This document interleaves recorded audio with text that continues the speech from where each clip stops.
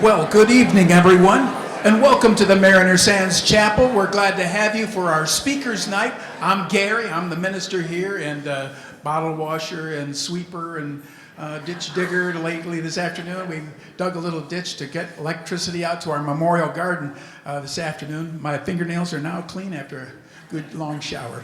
Anyway, I'm so glad that you're here tonight.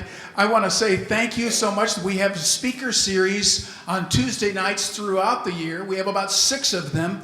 There'll be a few more, and I'm going to introduce someone who will tell you a little bit more about that later. But tonight, our special interest subject is the Ashley Gang and the Ashley Cemetery. Ooh.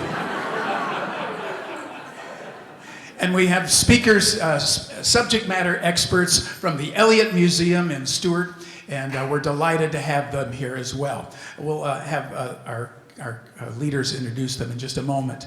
Just in case, this is the first time that you've been here, some housekeeping opportunities. If you need to use our facilities for a health and comfort break, if you go out through our lobby, through that lighted door there, and then down the hall, men's and women's rooms are on the right-hand side, just outside. So just in case. There may be some speakers outside, so if you just want to stand up, you can just head on outside. We are recording tonight's speaker series, so just in case, we have about 1,400 people that live at Mariner Sands. Not all of them can come tonight. And so we want to record it. We're not live streaming it, but we're recording it, and it'll be available on YouTube. We'll send a link to whoever we'll put it on our website, so you can watch it on YouTube, okay? And then if you want to be on YouTube, that is sometime during the middle of the presentation when everything's quiet, stand up, look at the camera and say, hi! And then tell your kids all about it, how you photobombed our speaker night. Well, it's a delight. We have lots of things going on here at the Mariner Sands Chapel. You know that since we're a chapel, we have worship services. Saturday is Catholic Mass at 5 p.m., and on Sundays, our regular services are at 9:30. And then we have a lot of things that are going on during the week. I'm looking for some people who would like to be involved on our Wednesday afternoon, 1 o'clock p.m. here. It is a shawl ministry. People who are deft with their hands make and knit and crochet blankets for needy people across not only Martin County, but we also send them up to Appalachia and things like that. And if you're a knitter and you haven't been involved in something like that, it's a great little get-together. We get over to our boardroom there and knit, talk, and talk, knit, and off they go up to someplace in the mountains and bless little boys and girls with those knitted blankets.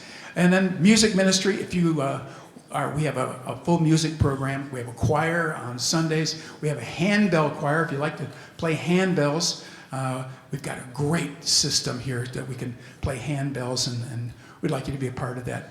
But if not, if none of that suits your fancy, then let me just say, I'm a good neighbor. I like you. I'm going to see you, and from time to time, I'll just wave hi and just say, hi, Gary, and then we're all good, okay? And I'll see you over there. At this time, I want to introduce to you the people who are really responsible for speaker night, and that is Bill Murphy and Lee Schmaltz. Bill and Lee, would you stand?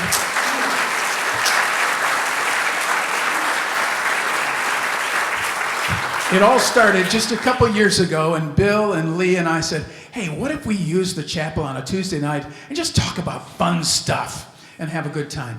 And everybody liked it. It started out kind of small, and it's grown ever since. And so with that, I'm going to introduce Lee Schmaltz tonight. He's going to introduce our guest speakers. Lee, thank you so much for your leadership, and here is the microphone.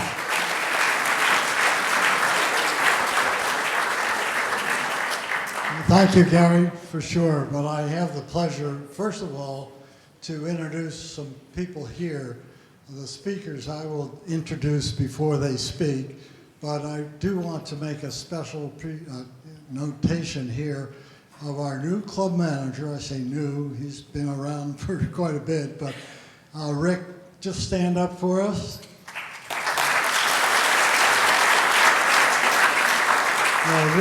Rick Orsi, you'll see him around, which is great. Folks, yeah, come on in. Come on in. He is very visible, which is outstanding. And you'll see him in many events for sure. But we're happy to have you, Rick, for sure, and glad to have you here tonight. And his pretty wife, Diana. That's right. What is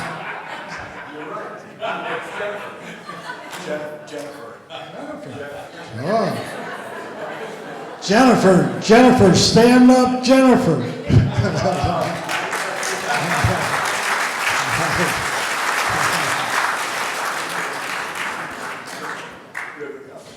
We're happy also to have a number of people here from the Elliott Museum, not only our speakers, but there's a gentleman sitting right here in the front row whose ancestors go back to the 1800s, living right here in an area called Fruta, which is Mariner Sands, Gomez in the area.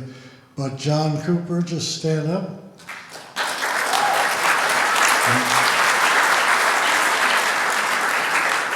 John actually will give Ashley presentations at the Elliott and is a font of knowledge for sure. So at this point, I just want to touch on what the format's going to be. We'll start with Chessy Ricca, who I'll introduce here in just a minute. We'll then go on to Steve Carr, so it's a two-speaker program. After that, we have an area for question and answers, and then we'll wrap it up. We try to get you out of here by 8:30. Maybe depend on the number of questions we have and the interest that goes on at that point. Anyway, at this point, I'd like to introduce our first speaker, which is, no, actually this is Chessy Ricca. And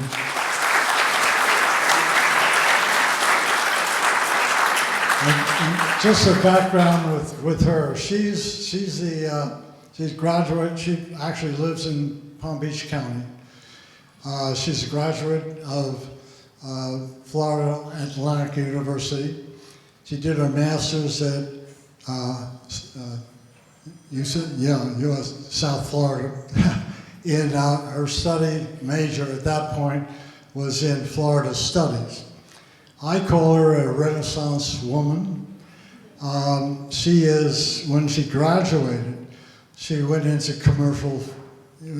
commercial fishing business. She's an artist.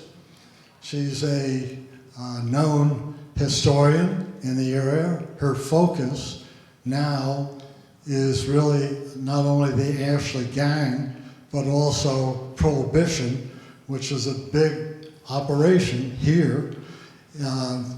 The operation she'll talk about at that point. She has been on Discovery Channel. She is currently now the curator for the Elliott Museum and the House of Refuge. Her focus will be to talk to you about the Ashley program, which Ashleys were active here 1911 to 1924. There are reasons that she'll touch on why their activity happened. So without further ado, I'll take it away, Chessy.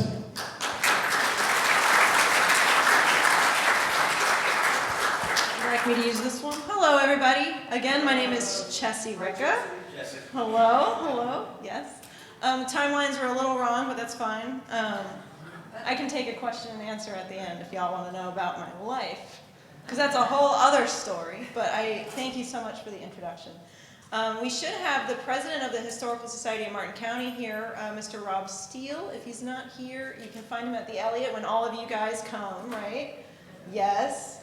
So, I'm here to talk about the Ashleys. Could you speak louder? Absolutely, I would love to. Can everybody hear me okay?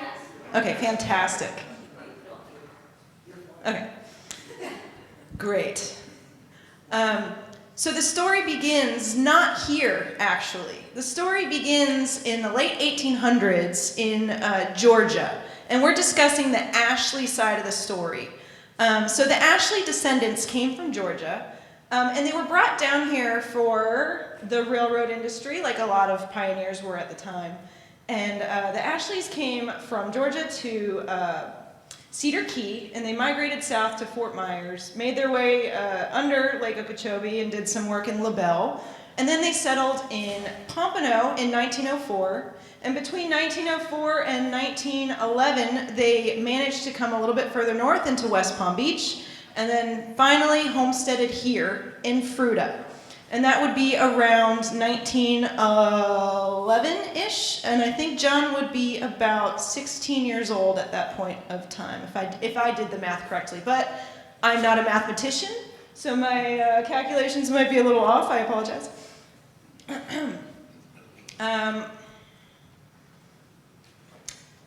So John wasn't born here, but this land is where his family homesteaded. So you had his entire family, and Steve Carr is going to be speaking on his family after I am talking. So, why Fruita?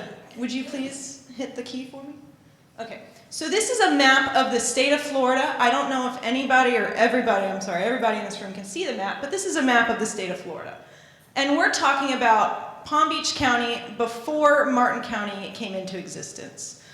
This map isn't accurate to the Ashley story, but I put it on here for a reason. Right down here, you'll see the bleach yards.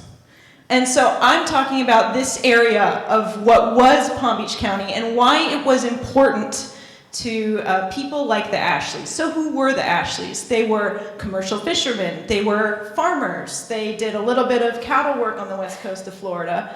And then they were whiskey makers, bootleggers, rum runners and all that. But before that, why here? Why was this area a place that people kind of the Ashley, the lawless families, why did they come here? And this is kind of what I want to touch on.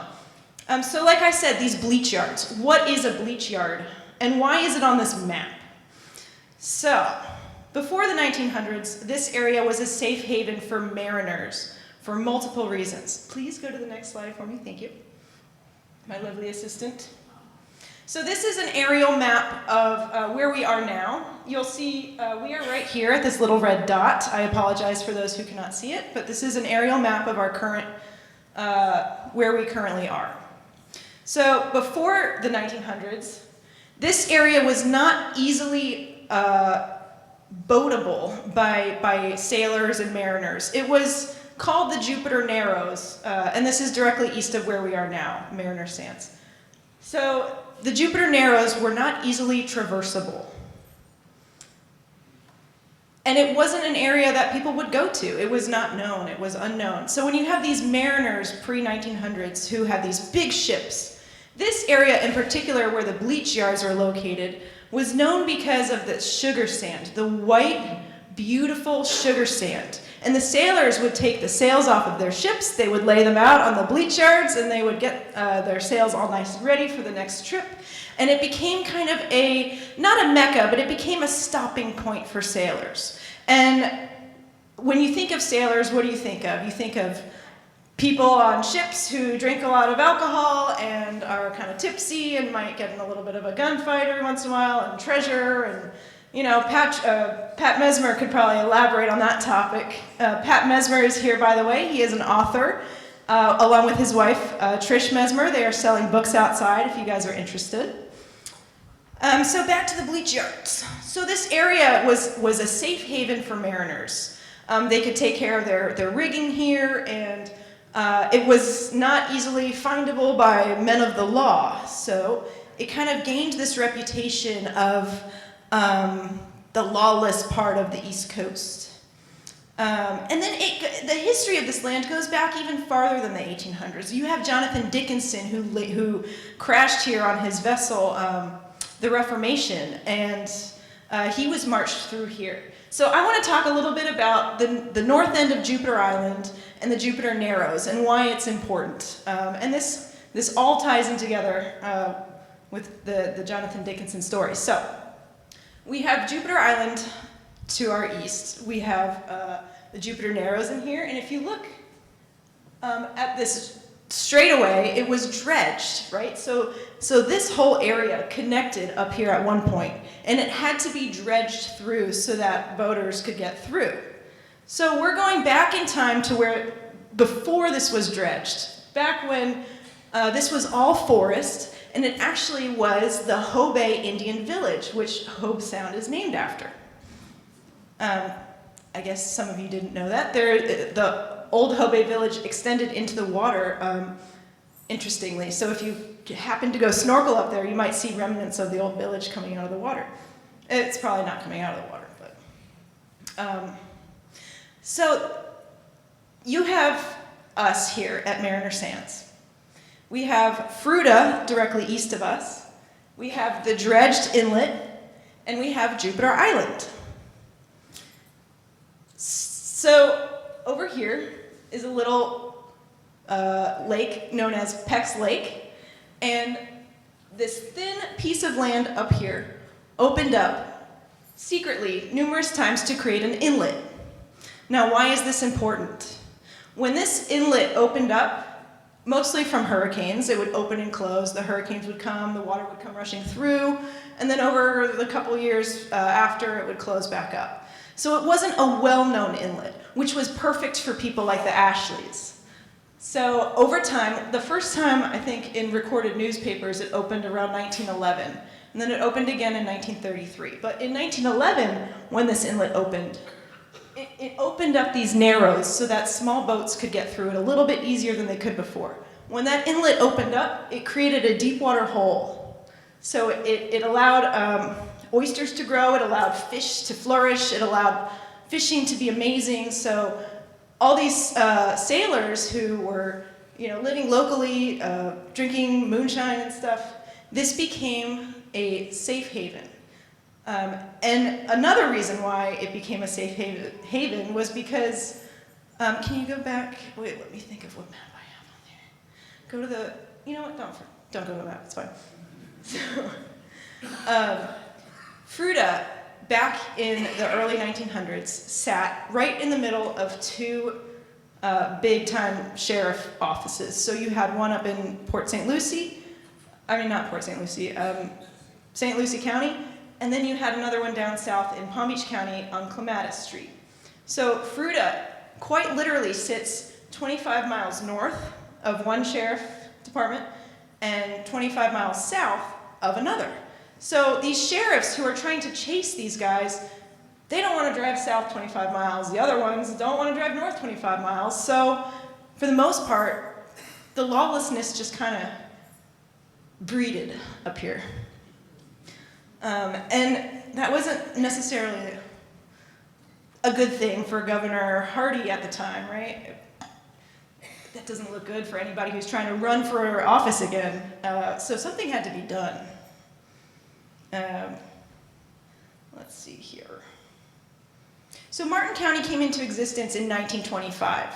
So what I'm discussing is right up until that creation of Martin County and why Martin County was created. So you have this perfect safe haven for all this lawlessness and frontier justice going on. And that doesn't really cover who the Ashleys were as people, because I don't like to log them into that category, because they were a family and they were great. And Steve will touch on that. But the Ashleys weren't the only group of people and families doing this kind of stuff up here. They kind of worked as a community. A lot of people locally were also making moonshine. They were also farming. They were also fishing, guiding, and hunting. This is kind of what they did. This is what Florida looked like in the early 1900s. And this is what you had to do to survive. That's how you paid your family. You grew crops.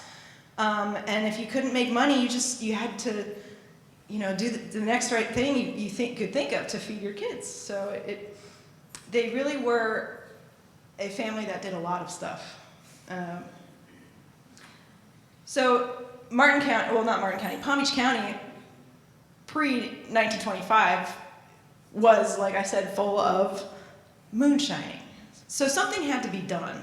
And there was two reasons for the creation of Martin County, and it's directly related to the Ashley story. The first reason was access to water. The agricultural land up in Martin County, or northern Palm Beach County, they needed access to the canal system, and they wanted quicker access to Lake Okeechobee. So the government of Florida was fighting to create a northern portion of that county because Palm Beach County is already a large county. Pre-Martin County, it was even bigger. So imagine trying to deal with the government back then. I'm sure it was not fun.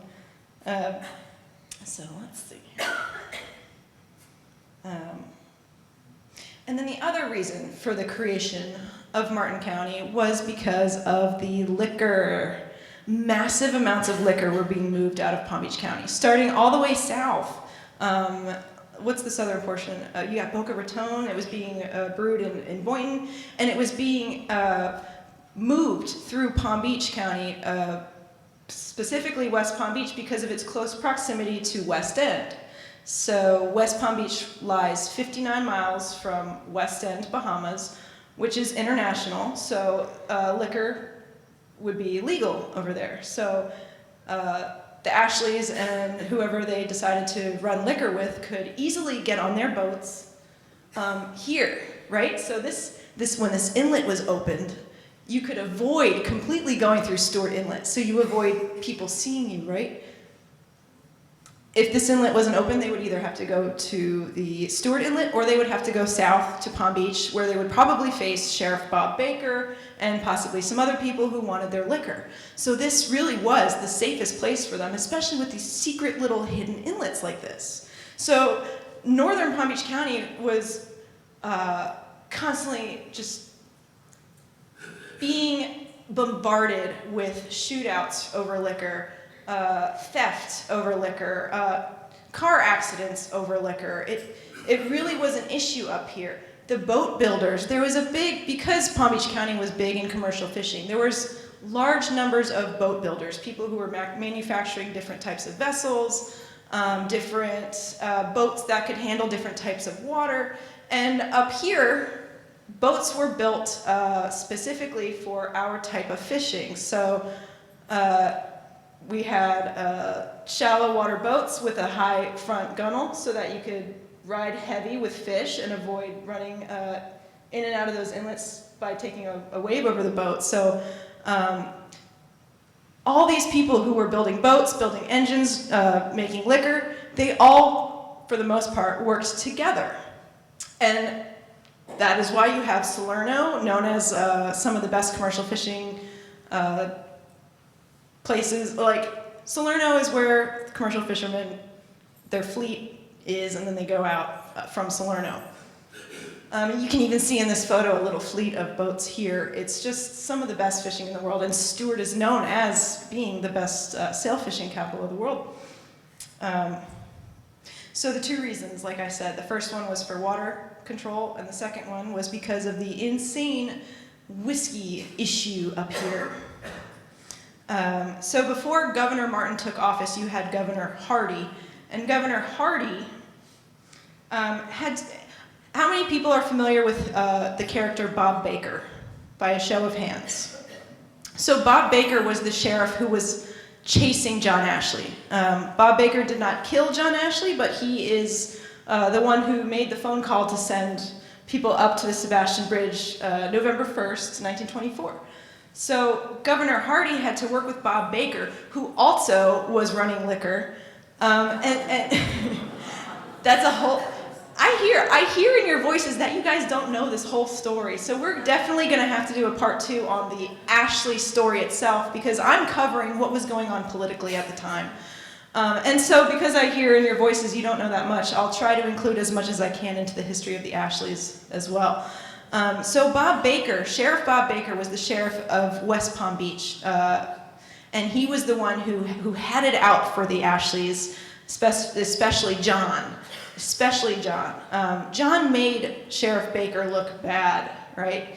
He was constantly getting away. He was constantly breaking out of jail. He, was killing. He killed DeSoto Tiger, And that's not okay. So obviously Sheriff Bob Baker is going to run after him. But another reason is because they had control over the northern Palm Beach County moonshining industry. And that was impeding on Bob Baker's. So Bob had actually the fastest route to West End from West Palm Beach, going 59 miles, and the Ashleys out of here added 20 miles to their run. So they had a 79-mile run to West End. So there was a lot of stuff going on in Palm Beach County, and to drive in 1920s from here to Palm Beach, it just, can you imagine? That sounds like a really, I mean, for me it sounds fun, I would do it, but it doesn't really sound that fun for a sheriff who just wants to, you know, get rid of somebody who's making him look bad.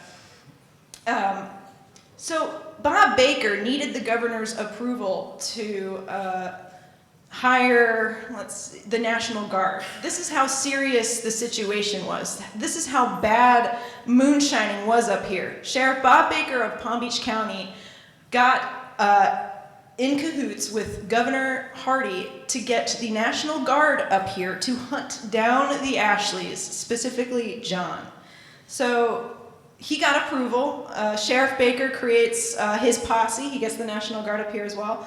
And they have it out for the boys. And they actually end up killing John in Sebastian along with 3 others, November 1st, 1924, as I said.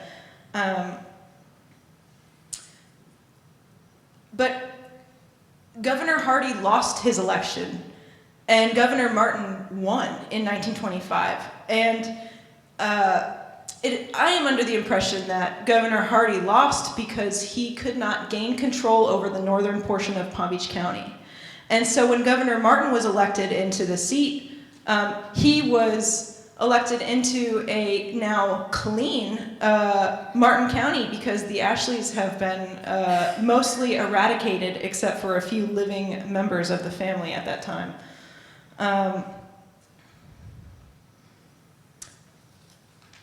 So that doesn't seem very fair to me, in my opinion. That's okay.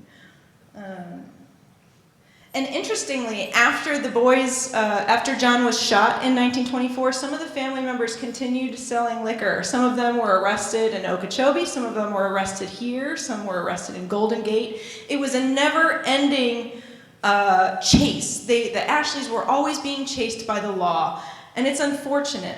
They really were the scapegoats. They were targeted as a family, even though a couple other families in the area were doing it as well. So why the Ashleys? Why were they targeted? There's a few theories on that, and that would probably be covered in a part 2, because that is a whole other story. We have, will you please go to the next slide? Thank you so much. This is my lovely assistant, Samantha, who's helping me this evening. So this is an aerial of this exact, where we are, circa 1950s. And this is Fruita. So this is just east of us at Sea Branch. And this is showing us what the land looked like prior to Mariner Sands being created. So you'll notice all the way down here, for those that can see, there is no Mariner Sands. Yet.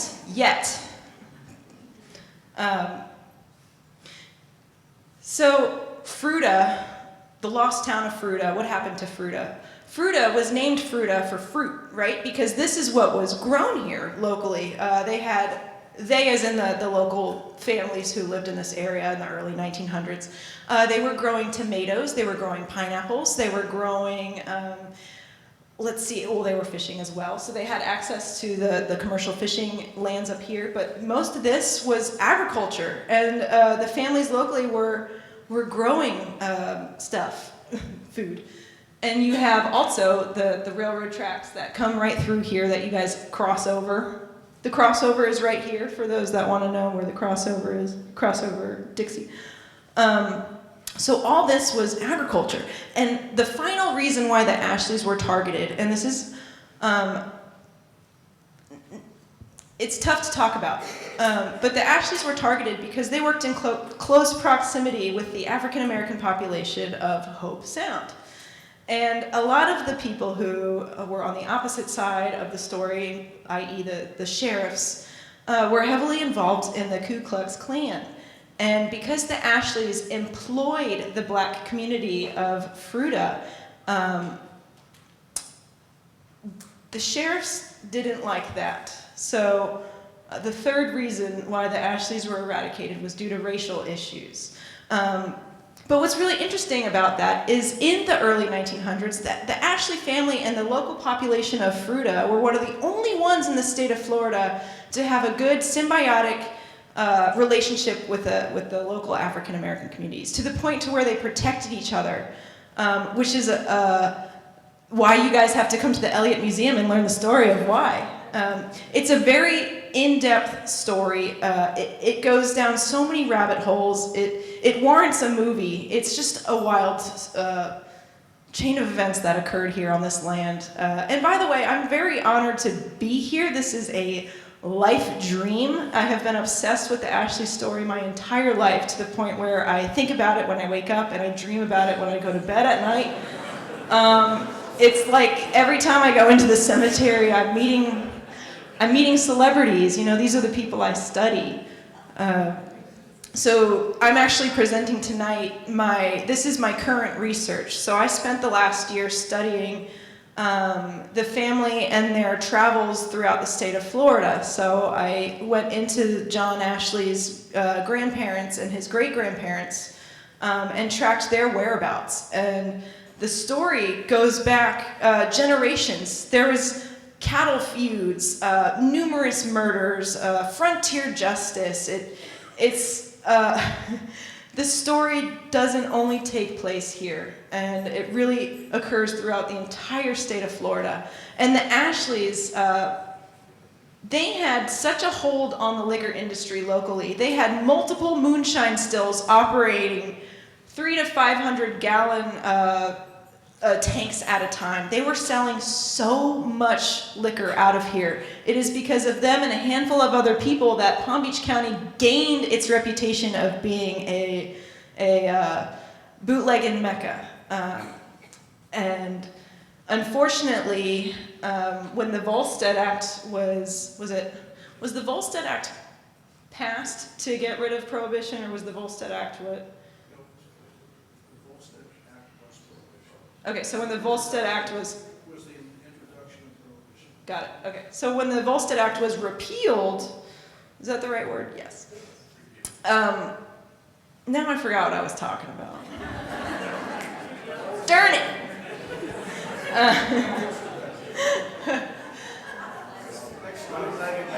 Yeah, that, okay. How much time do I have? Can somebody pull me off the stage? Okay. So, long story short,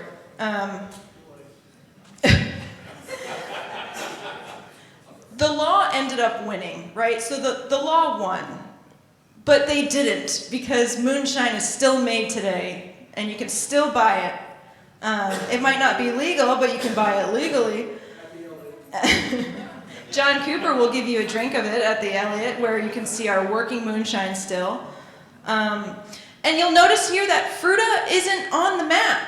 You'll never see Fruita on the map. You don't see houses. You don't see agriculture. Fruita was burned down because of the Ashleys. It was burned down in 1924. And it was never rebuilt except for a handful of really close family friends who built John's mother her house again. Fruita was wiped off the map, never to be seen again. But the good part is Sea Branch was was created to protect that land. And so now we have the ability to still walk the land that John Ashley and his family lived on. So if any of you guys ever want to go for a walk through Sea Branch, call the Elliott, ask for me, and I will personally take you on a tour of Fruita. Thank you. I will give you guys back to leave. Thank you, Chessy. Well, after giving you that background at this point, we now have a gentleman, Steve Carr, no relation to our Pastor Carr, but he goes back now. He also is from Palm Beach County, has been 30 years studying the Ashley family and programs here. What he's going to do, we have the cemetery. I don't know how many people are really aware of the Ashley Cemetery that's here, that now is kept up by our own maintenance people. But originally, there's 13 people buried there, so the name of the program tonight is Hidden in the Sands. What Steve's going to do is now bring to life, I guess, the characters that are there, and really take you now through, you know, some of the killings and some of the problems that they ran into. And actually, they'll talk about the Ashleys as being like Jesse James, Robin Hood, whatever, you know, rob the rich, give to the poor. They really did, as Chessy mentioned, they really did good service to the black community at the time, people that needed jobs. But there are problems that existed politically with the banks and so forth that Steve probably will touch on, and why the Ashley gang really became notorious. And their story was covered nationally for 12 years. All the way to California, New York, the Ashley gang was reported at that point. So at this point, Steve, come up and I'll just introduce a little bit about him. Again, the key with Steve, as I mentioned, 30 years he's been studying the whole Ashley program. But beyond that, he's a really well-known historian. He has been involved in movies and TV as a consultant. You may have obviously seen the Civil War movie or TV shows on Gettysburg and so forth. So at this point, you know, I want to introduce Steve. He will tell you, again, he'll bring to life, I guess, the people in the Ashley Cemetery. Steve? Thank you, Lee.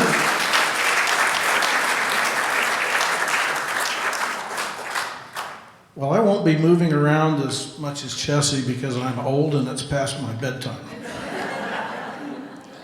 But I do thank you for inviting me. I got to put my water somewhere. I don't want to have a Marco Rubio moment here. So you don't get that.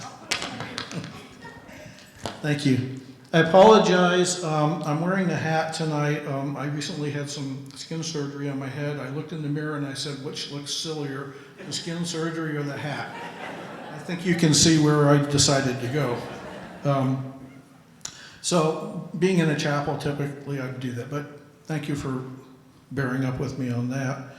I'm so happy to have this opportunity to speak to you, and I want to thank Chessy for saving my 2.5 hours of time, and so I know those seats are feeling pretty good right now.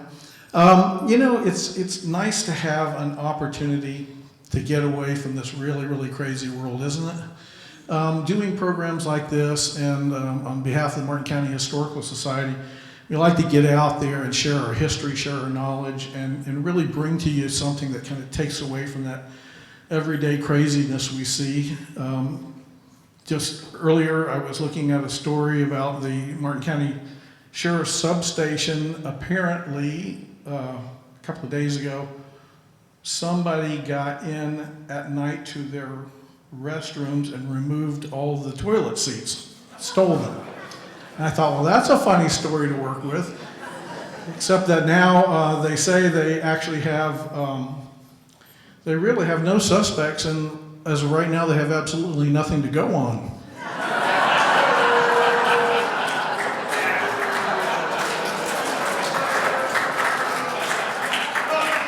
You see, it was exactly that reason why I did not go into a professional career of stand-up comedy, although my mom encouraged me and said I had the perfect face for it. Hey, let's get to Ashley stuff. I love the Ashley story. You know, sadly, everything that's been written about the Ashleys up until recently has been wrong. And there have been a crew of people that have worked diligently to correct the story. I think it's really, really important that we focus on the time period and not judge by today's standard. And I think that works in a lot of things in our day and age, that we don't judge by today's standard of living, because in the area that we're talking about, really between 1911 and 1924, there were absolutely no social safety nets. There was nothing to save people who were going down. Florida hit the Depression 15 to 20 years before everybody else did, the rest of the country. It was really, really bad here. So when we're talking about people who are moonshining, when we talk about people who are rum running, when we talk about people that are doing everything from bank robbing to other nefarious activities, the difference between them then and them today is it was really feeding your family, it was eating. So let's not judge too harshly the Ashley family. And I'm going to try to make them a little bit more personal for you tonight. I think when you understand the nature of the family, I think we'll get a better idea of who they were, not only, but why they were. And there's a great dynamic going on here. And where you people sit today, this entire story plays out. And this is one of the best stories I have ever been associated with. Hence, that is why I have followed it for really the last 40 years. With my friend John Cooper. John Cooper, would you stand up and just say hello? See, the reason I'm having John is John was here back then. I think. You were here back then, weren't you? You can get personal information from John, and his family have been here for a long time, but John has been my go-to guy. It's funny, with all of us who are working on a day-to-day basis to try to understand this story better, every time we pull out this little tidbit with the discovery of the Fenwick Coal Papers, or some of the other things that are really opening up the story for us, every time we find a new fact, show John, John said, I told you that 20 years ago. He just didn't believe me. So now we know it's time to start believing in John a little bit more. We're going to take this story tonight and we're going to actually press in a little bit. Chessy kind of laid some of the groundwork for you, but I want to say that the difference between law enforcement and lawlessness was razor thin. Razor thin. And it's all because of the economy. How bad was the economy? It was horrible. Bob Baker, Robert Baker, took over as sheriff from his father, who had a heart attack in 1920. Bob Baker he received a salary of $400 a month as sheriff. He was previously the jailer, making $200 a month. Between 1920 and the time that he was sued for divorce by his wife in 1926,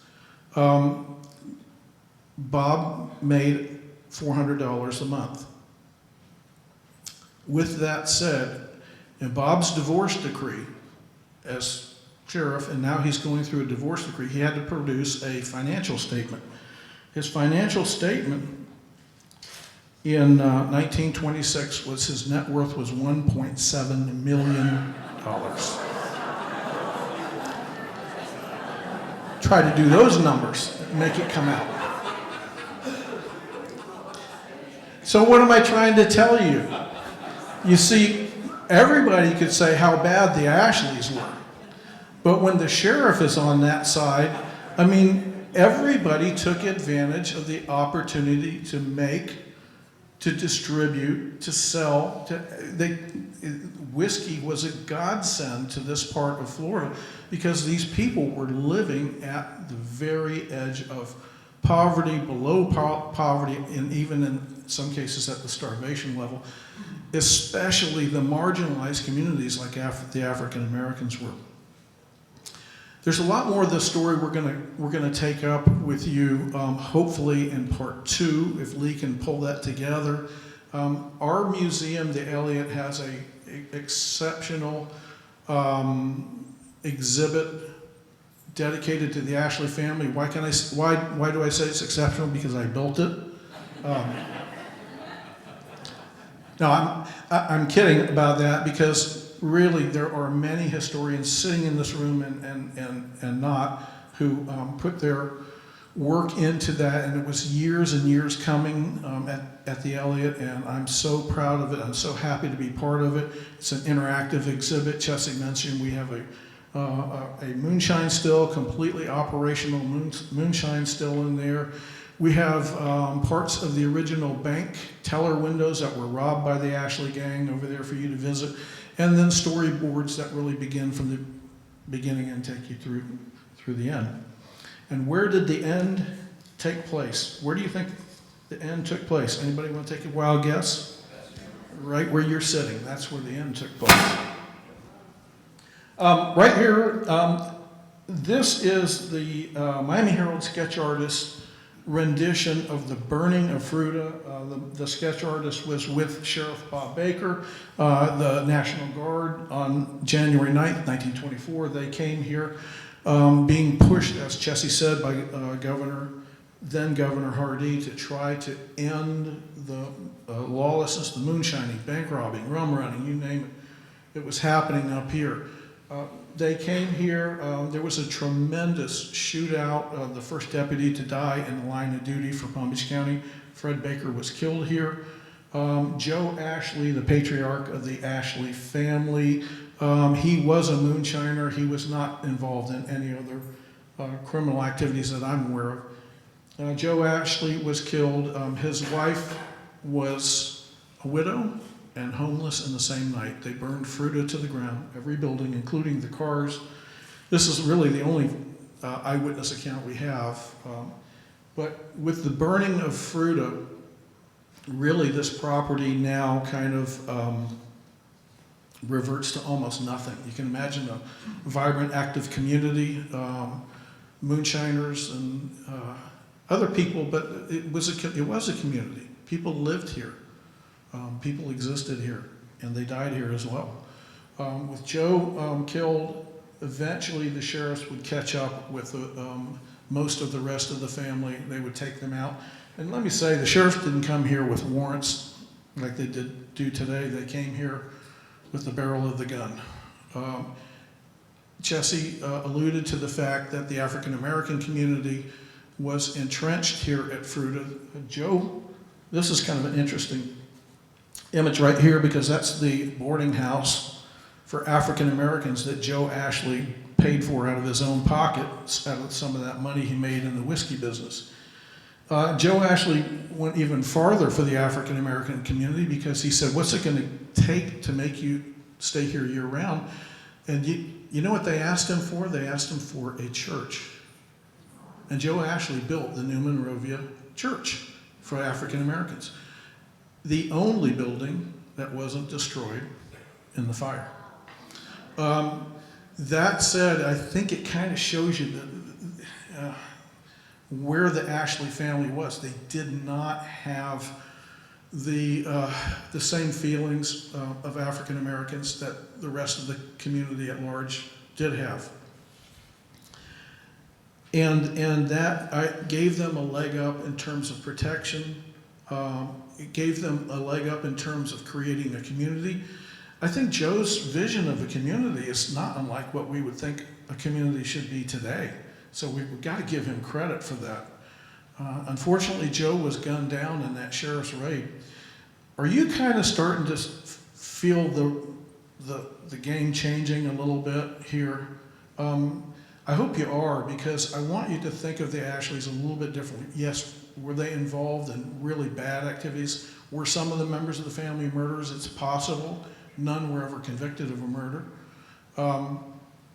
But I do really want you to understand that the Ashley Chapel at Mariner Sands, the graveyard at Mariner Sands, is not all tainted. It's not a bad thing. Matter of fact, it's a treasure for me. It's a national treasure, not because of the lawlessness that these people were involved in, but more so for the humanity that they embraced at the time that they were alive. Using the word alive, I'm going to skip, and we created, Chessy and I and people at Elliott worked together on the book. It's called Hidden in the Sands. It'll be on Amazon next week. You can all buy your copy. No, I'm just kidding. This is just a little pamphlet that we put together.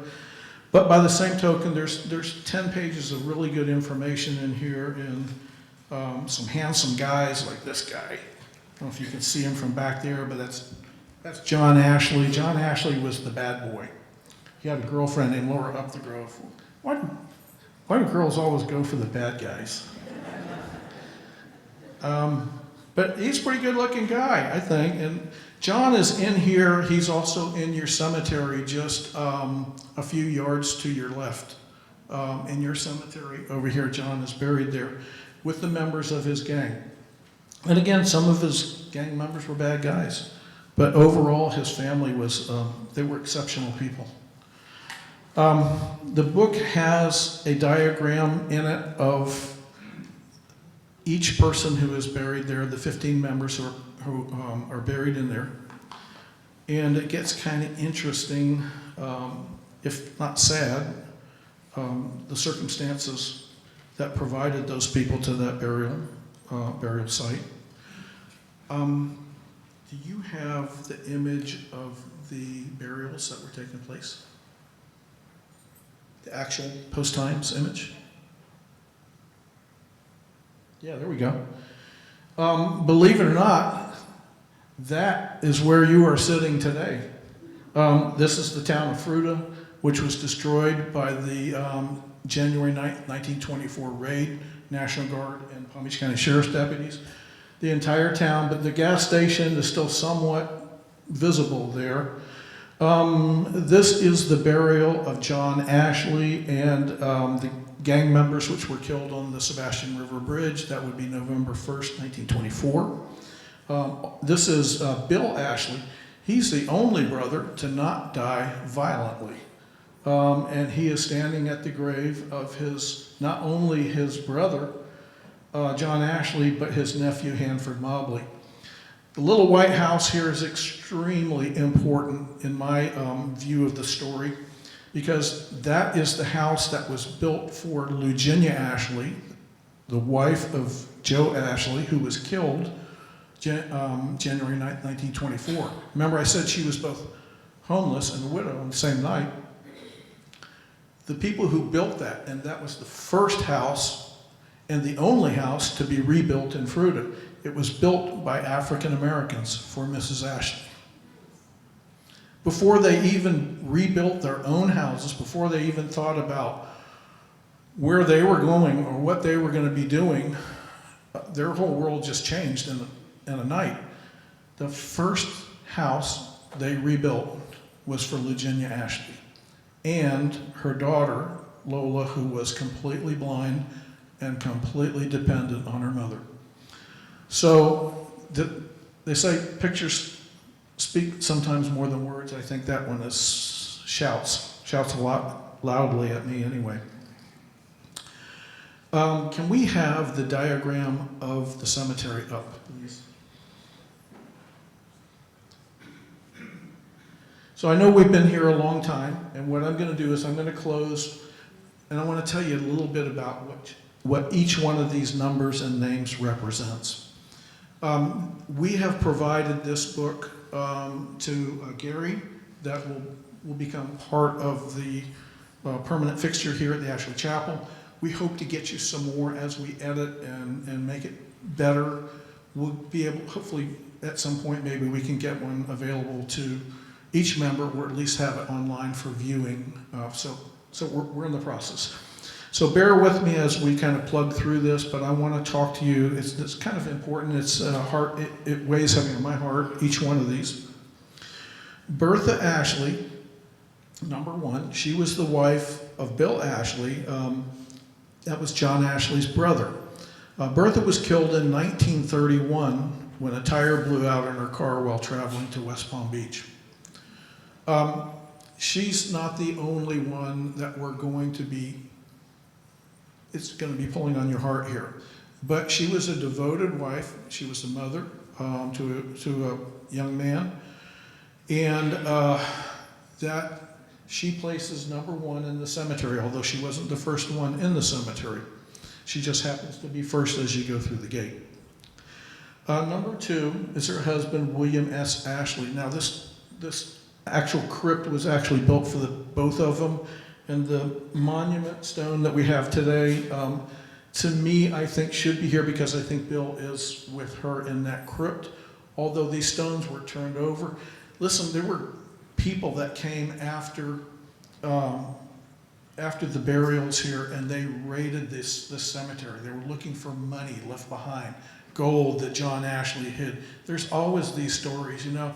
They tore up Billy the Kid's grave, they tore up Jesse James' grave, and they tore up John Ashley's grave. So this place was a mess, and Lee can tell you, he knows about the early days here. This graveyard was a disaster. But I'm kind of moving away from my point, but I think Bill and Bertha go together, husband and wife. Bill was a pretty good guy. As a matter of fact, he didn't lack for friends at all. Bill was a moonshiner, however, and that could matter of fact, all the way up to his dying days, he was a moonshiner. So that could account for why he had so many friends, but I think he was actually a pretty good guy. As I said, the only brother not to die violently, Bill quietly carried on the family moonshining business until suffering a fatal stroke in 1940. Just before his death, Bill, now wait a minute, I might have to take this back. Bill confessed to murdering his brother-in-law, George Mario.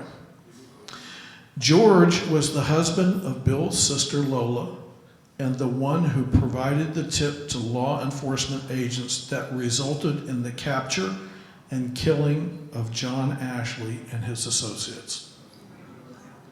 Okay? Let's move on. Julius is #3, the oldest of the Ashley boys. Julius and brother Ed made rum running trips over to the Bahamas. As a matter of fact, according to Patrick Mesmer, who I trust, and he's sitting outside, the author, he will be there hopefully for a future program. Oh, there he is. Patrick, stand up. There's Patrick. Patrick is the author with his wife, Tricia, and I don't see Tricia, but they've authored 6 books together about our regional history. They're terrific books. Great guy. Patrick, to me, is kind of one of these real brain power guys and just one of those guys who's got a lot of energy. And I thought it was really funny when we did our work with Expedition Unknown and the Discovery Channel that Patrick got all the laugh lines and that. But he provided the comic relief for that show, and if you get a chance to watch it, it's a lot of fun. But Patrick Mesmer is here, and hopefully he'll do some programs with us in the future. But Patrick told me that on these rum running expeditions, a single boat could bring up to probably you could switch it over 6 times what you pay for it. So some of the trips they made were $17,000 or $18,000 over in West End. So multiply that kind of thing. So you're talking $70,000 or $80,000 per trip. Anybody want to get in the rum running business? $70,000 per trip. And yeah, what's that today? I'm sure we have an accountant out there who's working on that for us and have that answer for you shortly. Julius and Ed making these consistent trips back and forth between West End and West Palm Beach, where the whiskey could be sold to buyers coming down the eastern seaboard. Fruita was the whiskey capital of the world during Prohibition. They came here to buy, right here where you're sitting, not far. Whiskey was made, the liquor camps were here within the grounds of Mariner Sands. They came from all over the country to buy here, and not only buy moonshine whiskey, which Joe was a very good whiskey maker, but they bought store-bought whiskey as well. So getting back to Julius and Ed, on one of their trips, they go over to the Bahamas and they don't come back. That was December 1st, 1921. They were declared dead. Ed and Julius died on the return crossing on a rum running trip to West End. Rumors seem to indicate that he and his brother Frank were executed by liquor pirates. What the heck is a liquor pirate? Those were the guys who hijacked the liquor that was already purchased and on its way back over here. They were pirates. They would wait for a boat coming back across from the Bahamas, shoot the boat, make it, when it was sinking, they would loot it of all the whiskey that was on board. And the people who were in the boat just went down with the ship. So now we have two brothers, Ed and Julius. I'm sorry, Julius and Frank. Julius is Ed. It's Julius, Ed, Ashley, and Frank Z. Ashley. They died and they were declared dead 1 December 1921. As I said, Frank was in that boat that never returned. We really don't know whether they were gunned down or whether they were just overloaded and went beneath the waves. But either way, they ended up here in the Ashley Family Cemetery. We're going to go here to probably the most well-known of the burials, which is John Hopkins Ashley. I'm going to read this for you. An American outlaw, leader of a gang of bank and train robbers, moonshiners, rum runners, high seas pirates. John and his men were ambushed and killed by a posse of sheriffs from Palm Beach County and Indian River County at the Sebastian River Bridge on the night of November 1st, 1924. Next to John Ashley in a crypt, which is visible out there, is a young man named Gerald Ray Shorty Lynn. He was not a member of the Ashley family, but because he had nobody to claim his body, Eugenia Ashley, John's mother, claimed the body for him and brought it here. He was shot down with John in that shootout on the Sebastian River Bridge. It wasn't a shootout, actually. It was a planned execution, and it went off perfectly.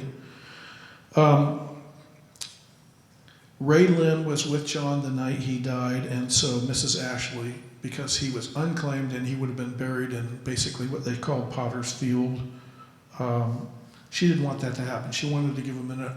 So today he lives with next to John Ashley in memory. Next to Ray Lynn, number 7, is a young man named Hanford Mobley. Hanford Mobley was John Ashley's nephew. He was the youngest member of the Ashley gang. Hanford joined in on train and bank robberies. He was an integral part of the family's moonshining and rum running business. At 19 years old, Hanford was shot down with his uncle, John Ashley, on the Indian River Bridge, 1st November 1924. I'd also like to say, and I want to go back to Frank here. Frank was just 20 years old when he died at sea. Bodies are piling up out there, aren't they? Hanford was a lovable young man, and everybody who met him said that, and even the sheriff's deputies who arrested him said he was the nicest kid they ever arrested, and he was arrested often. I'm going to move on to Daisy Mae Ashley. Could you do me a favor? Can you switch to Daisy for me? Because at some point over the last 40 years of my life, I fell in love with this young lady, and I want to show you a couple of pictures. Oh, we'll hold that right there. This is Hanford Mobley. That's George Mario. Remember I said Bill Ashley killed George. George was the one who gave the information that got John killed and got Hanford killed as well. I don't know if that was said right. So this is young Hanford Mobley, pretty good looking kid. George Mario, a member of the gang. Also, George was married to John's sister, Lola.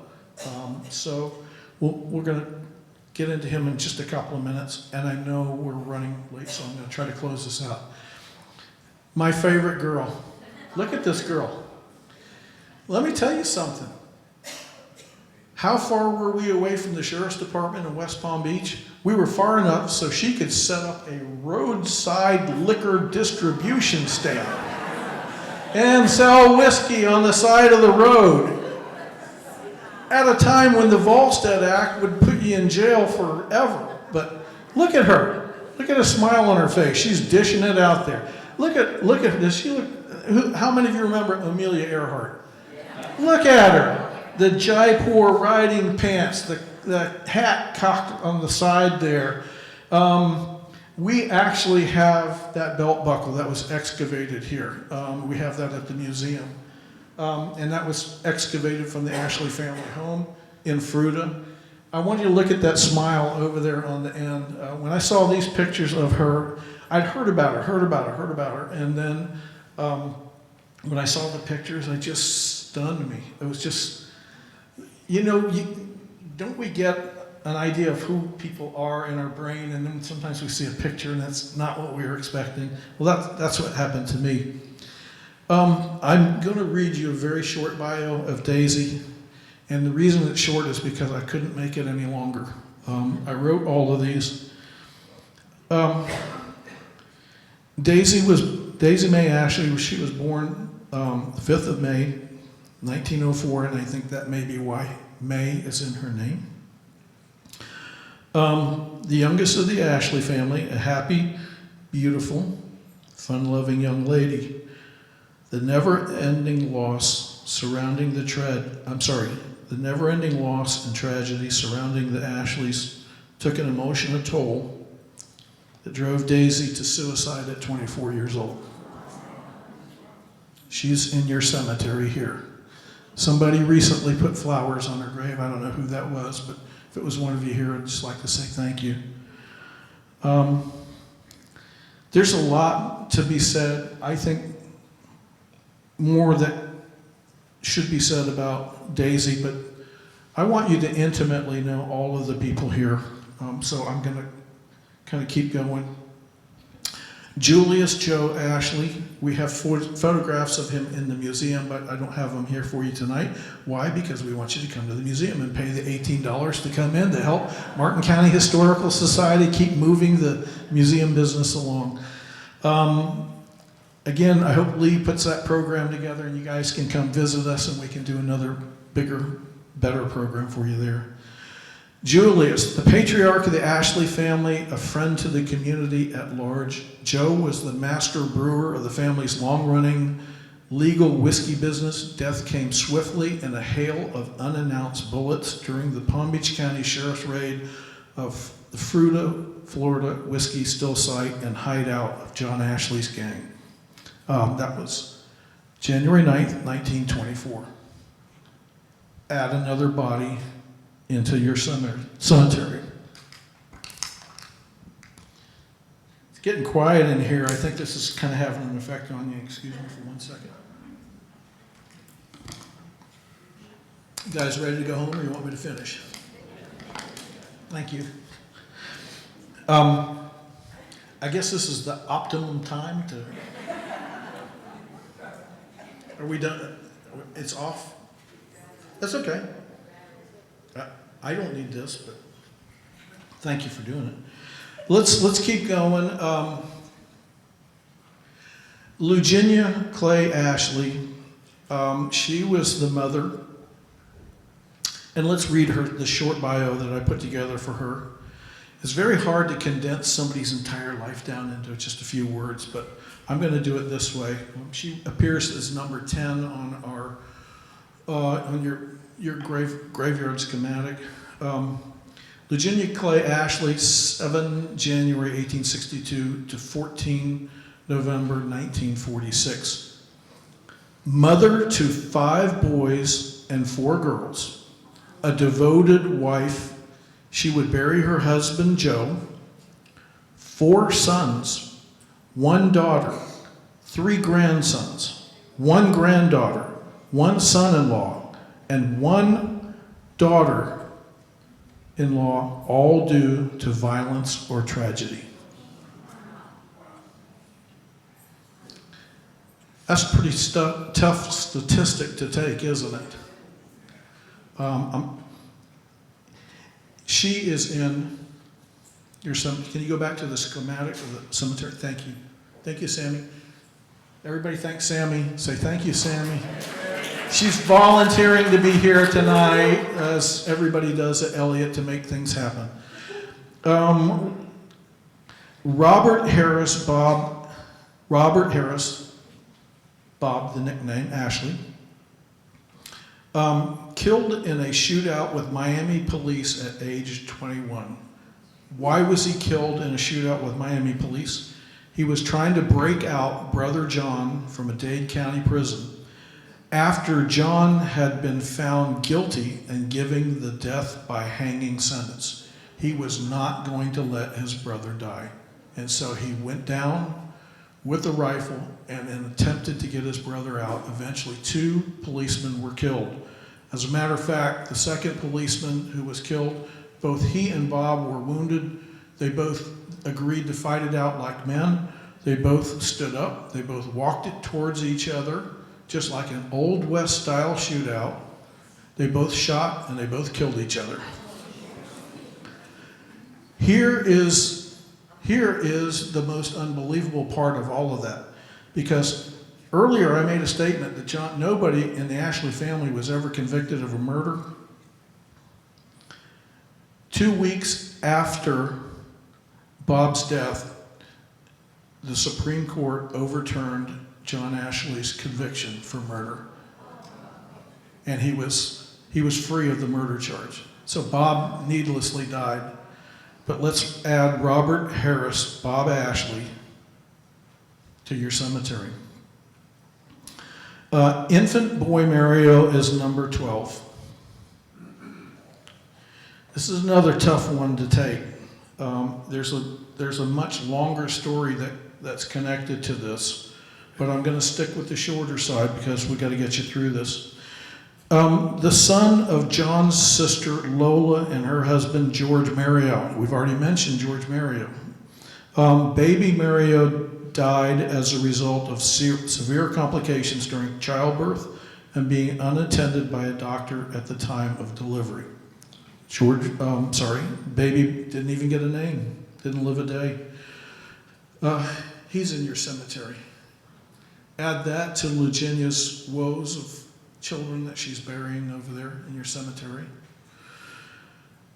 Infant boy Smith, the son of John Ashley's sister Eva, and her second husband, George Ringling Smith. Baby Smith also passed as a result of severe complications during pregnancy, although with the assistance of a qualified doctor, nothing could be done to save the child. Patricia Jenkins. Can you put the one of the little girl up? Yes, that one, thank you. That's Patricia Jenkins. So, I want you to understand that we're not through with the trauma yet. And if you guys get to the point where you can't take anymore, I understand. But this is why I've stuck with this story for the most of my adult life. The 4-year-old daughter of Eva Ashley and her first husband, Pete Jenkins, Patricia adopted a stray cat found at the Ashley Cemetery. The cat later bit her, and within a day she fell ill with a high fever. After a short but traumatic struggle to live, little Patricia succumbed to an unknown disease. She's in your cemetery. Just like that, and that is the cat. That is the cat. Well, maybe remember earlier I said pictures can evoke often much more than words can say. That's Patricia Jenkins. Add her to your cemetery here. We're going to go back to George Mario. And here comes another one. Get out your hankies. George Mario, if we can move off of her and just go back. Yeah, let's just keep it right there for now. George was a paid farm laborer for the Ashleys. So he worked for the Ashleys when it was a farm, and then later when it was a whiskey business. George married John's sister Lola. Remember I said Mrs. Ashley had a blind daughter. So I'm going to read this for you, and I'm going to let you have a minute to react to it. But George was a paid farm laborer for the Ashleys. He married John's sister Lola. When she became pregnant after an alleged rape by a drifter who found his way into the home while the men were away working at the whiskey still site.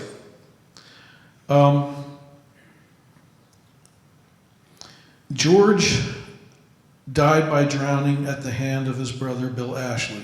After Bill discovered George was the sheriff's informant that led to the deaths of his father Joe, because later they found out that he had provided that information as well as the information that led to the death of his brother John. So Bill had two reasons for wanting to kill his brother-in-law. However, Bill waited 9 years for the little boy. They had a child, and Bill waited 9 years for Lola's and George Mario's child to grow up before he killed him. So that's what I guess we would call that cold revenge or cold justice. This kind of rounds out, this does round out who's in your cemetery, but George is in there, down there on the end. He's number 15. So, in this book, there's some stories that reflect on Virginia Ashley's life after losing all of her children, her husband. And I would like you guys at some point to have this available so you can each individually read it and reflect on it as I have. And the Elliott Museum will make sure that you guys get a copy. Also in here are photographs of what we saw earlier, the burial grounds out here. And that concludes my program. My name is Stephen Carr, and on behalf of the Elliott Museum and the Martin County Historical Society, we thank you. Lee, back over to you.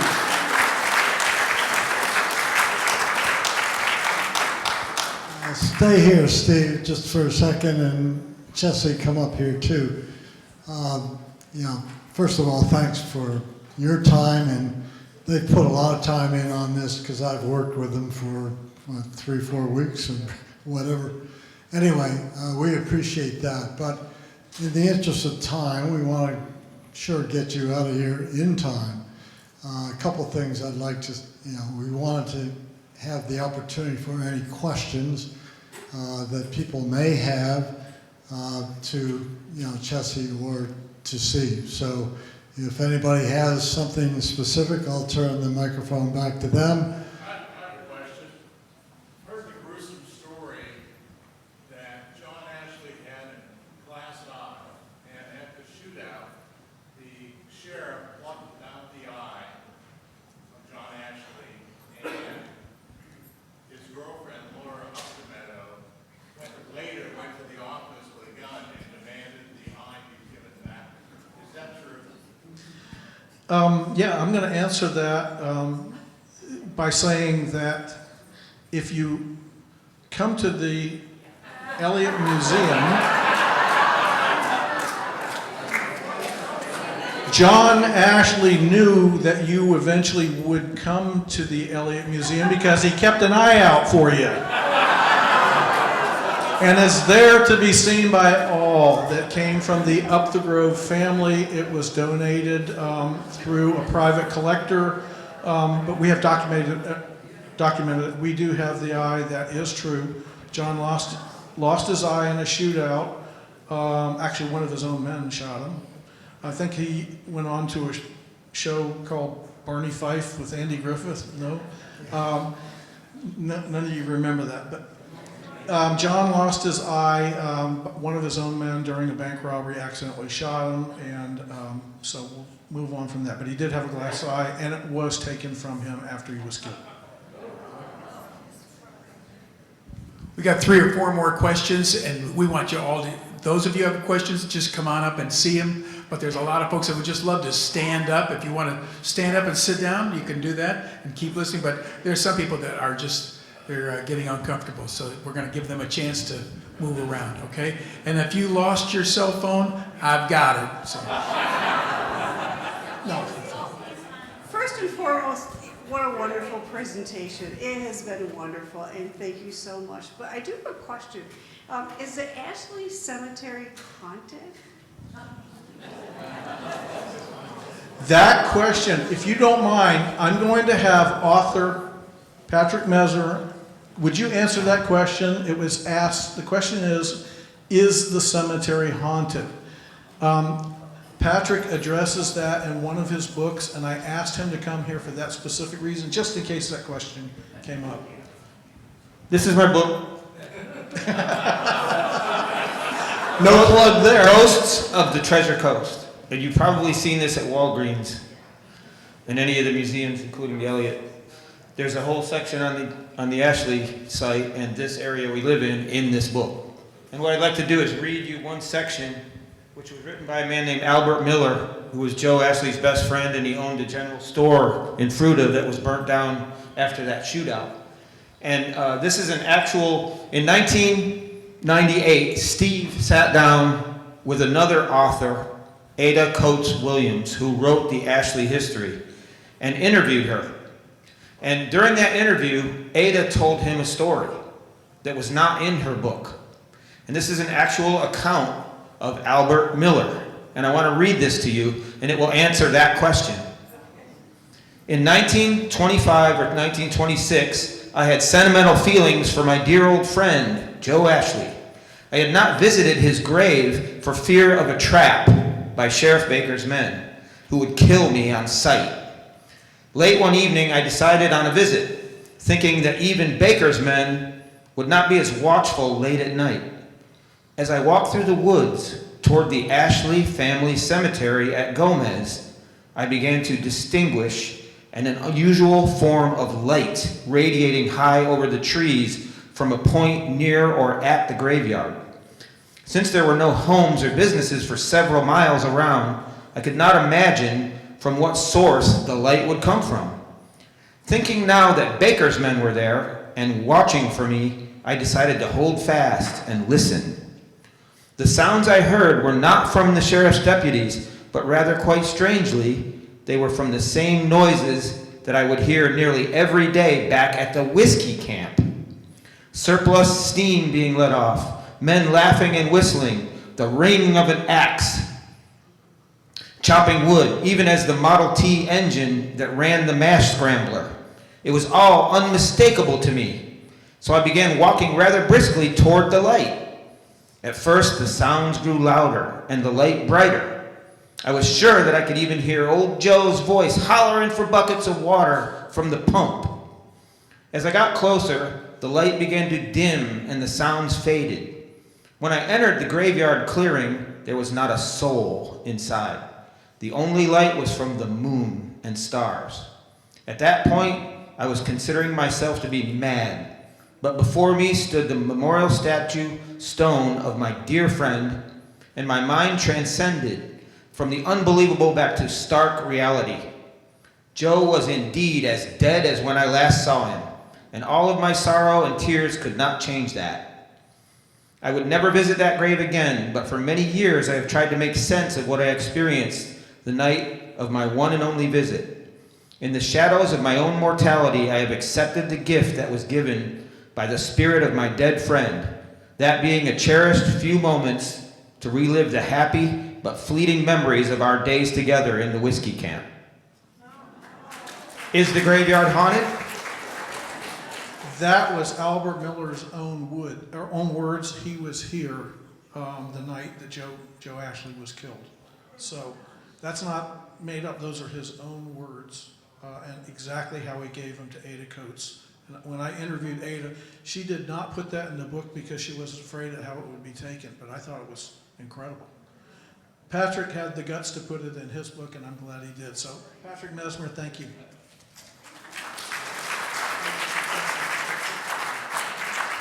You know, really, in the interest of time, we promised to get you out of here by 8:30. I know there's more questions.